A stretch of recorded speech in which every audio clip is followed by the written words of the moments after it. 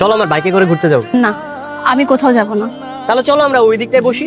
দেখো হিমেল, তোমার এই পাগলামো আর অতিরিক্ত ভালোবাসার কারণে আমি একটা ভুল সিদ্ধান্ত নিয়ে ফেলেছি।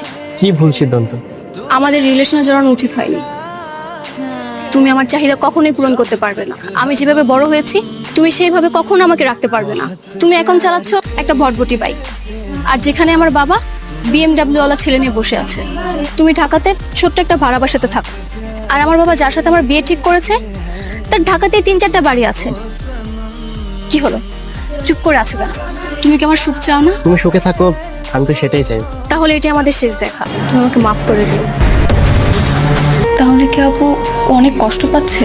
তুই নিজেকে প্রশ্ন কর, তুই এখন মানসিকভাবে হ্যাপি তো? না আপু, ওর কথা খুব মনে পড়ছে। তুই এখন যাকে বিয়ে করছিস সে খুব বিজি একটা মানুষ, তোর প্রতি তার দায়িত্বটা থাকবে, কিন্তু ভালোবাসা সেইভাবে কোনো